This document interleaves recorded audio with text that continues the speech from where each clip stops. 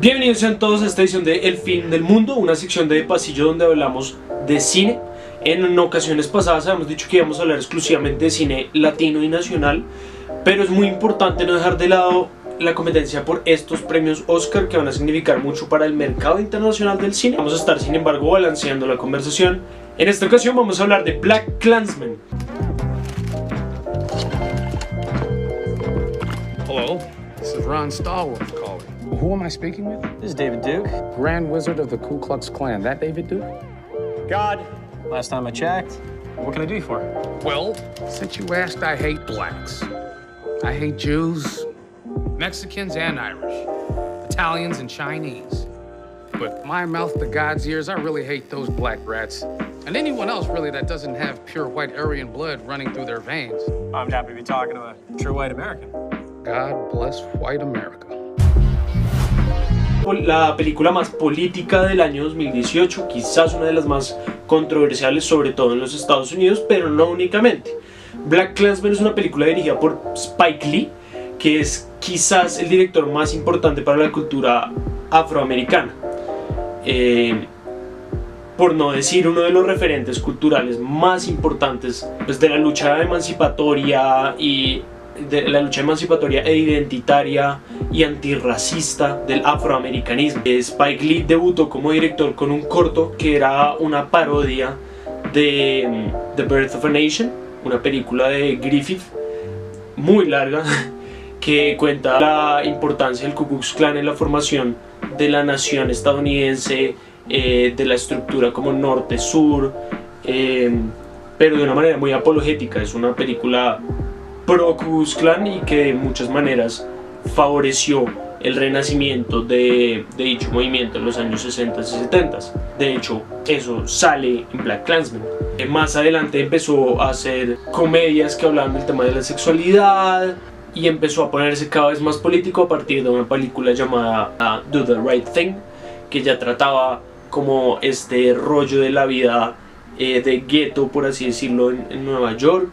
Después se metió con la biografía de Malcolm X, protagonizada por Denzel Washington, y entre otras películas como Inside Man, que es quizá una de las más famosas, está también disponible en Netflix, que salió, si no estoy mal, en el 2008, y es básicamente una película de crimen, pero tiene sus matices políticos. Spike Lee nunca deja de aprovechar una oportunidad para hacer algún tipo de comentario político. De hecho, Spike Lee es quizá una de las figuras más importantes para ese debate de quiénes tienen el derecho a utilizar la palabra nigger. Él se ha enfrentado muy duramente a Quentin Tarantino en distintas ocasiones por su uso repetitivo de la palabra en sus guiones, y es quizás una de las personas que más ha puesto sobre la mesa esa discusión. Es tan importante su rol dentro de la cultura afroamericana que ha sido referenciado por la cultura del hip hop por mucho tiempo, sobre todo recientemente en To Pimp a Butterfly de Kendrick Lamar. Es un álbum que varias veces menciona el nombre de su compañía productora de cine. Su compañía es 40 Acres and a Mule, que también es el nombre de una ley que intentó pasar el gobierno estadounidense después de la guerra civil para evitar que la emancipación de los esclavos significara un aumento de las tasas de pobreza masiva. Entonces intentaban pagarle como algún tipo de subsidio a los esclavos para empezar su nueva vida, pero fue una ley que nunca pasó. Entonces simplemente el debate en torno a la ley terminó significando una falsa expectativa que aumentó todavía más la injusticia social. Entonces Kendrick de hecho hace una doble referencia en su canción Wesley's Theory, que habla un poco de la cultura afroamericana en general. Es la apertura de To Pimp a Butterfly, cuando dice: What do you want, you a house or a car, 40 acres and a mule, a piano, a guitar, anything, see my name is Uncle Sam, I'm your dog. Llegando ya a la película está protagonizada por el hijo de Denzel Washington. Su padre ha trabajado copiosamente con Spike Lee, que tiene como compañero a Adam Driver, famoso por ser Kylo Ren, por dos papeles sensacionales en los últimos años, uno en Patterson de Jim Jarmusch y otro en Silence de Martin Scorsese, una de mis películas favoritas de Scorsese, y trata sobre sobre una historia real, además, de cómo el personaje de Washington intenta infiltrarse al Ku Klux Klan con ayuda de Adam Driver, su compañero policía. Vamos a dejar hasta ahí un poco como la sinopsis para no entrar en spoilers y demás. Entonces ahora sí mis comentarios al respecto. BlacKkKlansman es una película que a mí me gustó mucho, pero le tengo varias observaciones. Lo primero que hay que decir es que es una película supremamente valiente. Creo que nunca había visto a un director parársele tan de frente a un gobierno como el de Trump y a todo lo que sucede alrededor de él. Es demasiado explícito, no es como referencias lejanas, sino que ponen como en boca de los personajes del Ku Klux Klan frases de Trump, frases textuales como Make America Great Again, en torno a todo ese juego de la similitud entre lo que pasaba con el Ku Klux Klan, que en los 70s estaba arrancando su rama política e intentando alejarse un poco de la agresión física, con lo que está pasando hoy en día en Estados Unidos. Es verdaderamente espectacular y es algo que no solamente logran mediante guión, sino muchas veces mediante referencias visuales. Es una película supremamente inteligente, es un guión adaptado que seguramente se va a ganar Oscar a mejor adaptación fácilmente, adaptación que estuvo a cargo de Spike Lee. Y aquí tengo que hacer un pequeño paréntesis sobre el final. Si no quieren escuchar el spoiler, ya les pongo la marquita de tiempo a la cual llegar.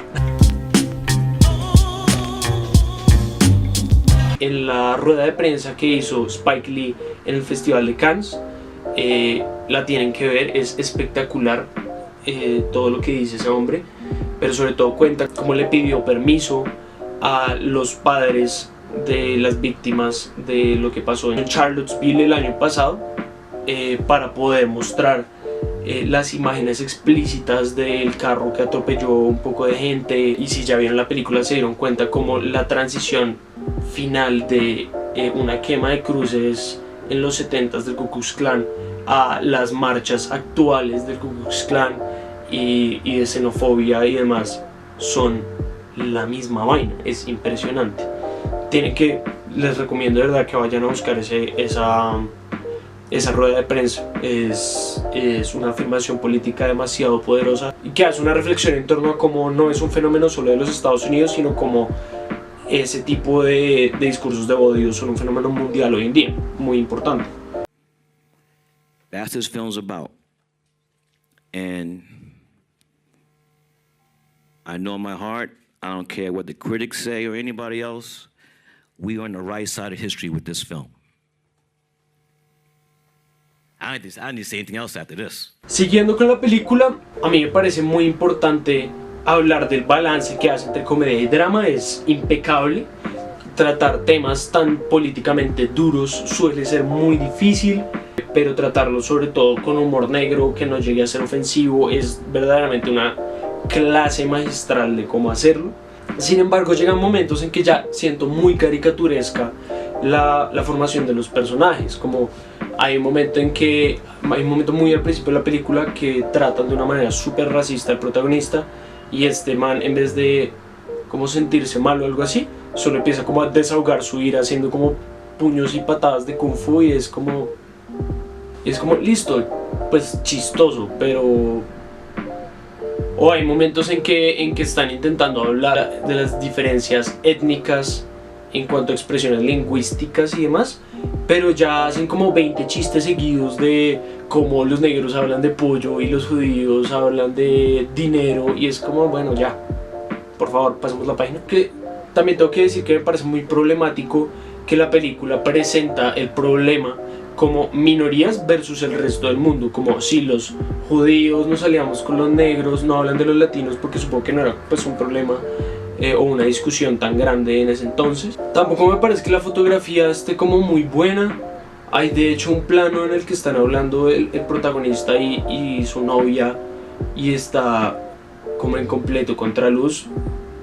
Yo pues supongo que es una elección de dirección, pero pues me parece muy regular, muy regular, la verdad. Como que no veo la razón de hacer eso. Hay momentos muy buenos en los que hacen acercamientos a las caras de personas afroamericanas para hablar sobre su belleza y reconocerla, que me parecen muy valiosos. Pero hay otros momentos que sacrifican demasiado de la estética y del logro completo de la película fotográficamente hablando, por contar la película en un estilo ochentero o setentero, y hacen pantallas divididas que salen súper de la nada y lo dejan a uno un poco confundido, o embuten los pósters de películas de culto para la comunidad afroamericana en los 70s y 80s, y listo, chévere, me parece innovador, pero creo que la película tiene muchas rupturas estéticas. También tiene una historia romántica del protagonista con su novia, que en verdad no le veo razón de ser,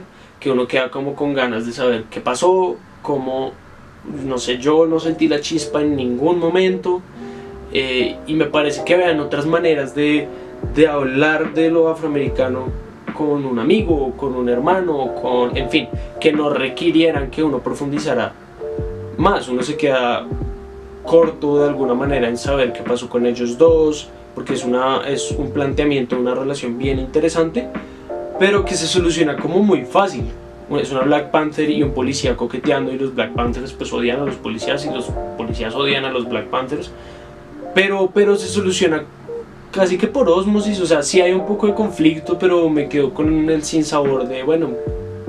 Y es una película que mezcla el cine tradicional o el cine literario, por así decirlo, con el cine documental, de unas maneras muy interesantes y con unas transiciones muy bonitas, muy bien logradas. Eso lo aplaudo mucho. Y la idea de metacinema, o sea, de hablar de cine en la película, contar todo el tema de la influencia de una película para un momento histórico, me parece también muy bien logrado y muy único. Hay una reflexión de memoria histórica sobre unos sucesos horribles que lo dejan a uno en verdad frío.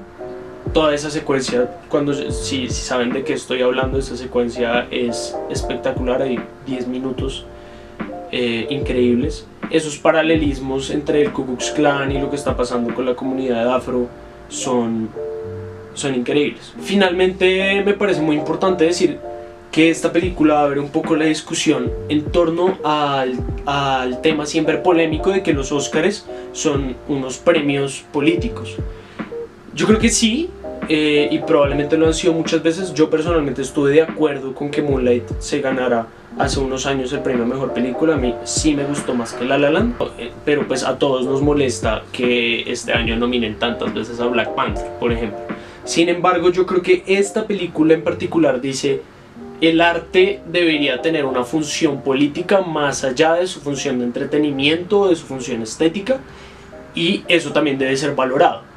Me hace poner mucho en perspectiva, porque yo siempre he sido de los que dicen: no, pues entonces escojamos la mejor película, no la película que habla de minorías y demás. Pero es que esta lo que logra justamente es eso, es decirle como mi arte está en la manera de ser político.